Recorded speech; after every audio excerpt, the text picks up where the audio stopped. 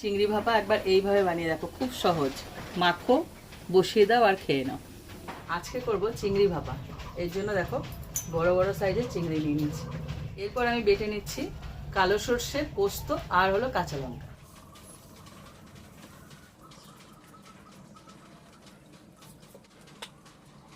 এবার এটাকে বেটে নেব।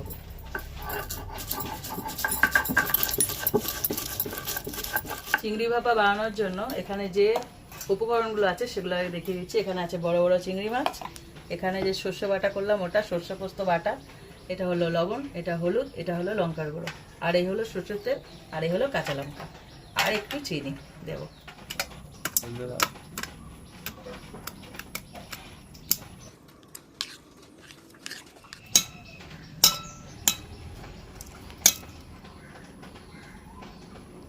সমস্ত মশলা দেওয়া হয়ে গেছে, এবার হাত দিয়ে এটাকে ভালো করে মাখিয়ে নেব। সমস্তটা মাখিয়ে নিয়েছি, হালকা একটুখানি জল দিলাম, অল্প, একদম ধোয়া, শিল ধোয়া জলটা। এবারে ঢাকনা আটকে দেবো।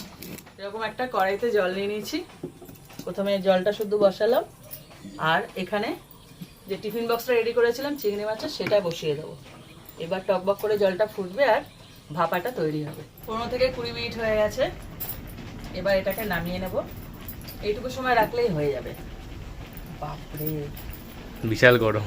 হ্যাঁ, কাত হয়ে গেছে। এবার ঠান্ডা হলে এটা খুলবো। চিংড়ি ভাপার টিফিন বক্সটা আবার খুলবো। এই দেখো কি দারুণ হয়েছে।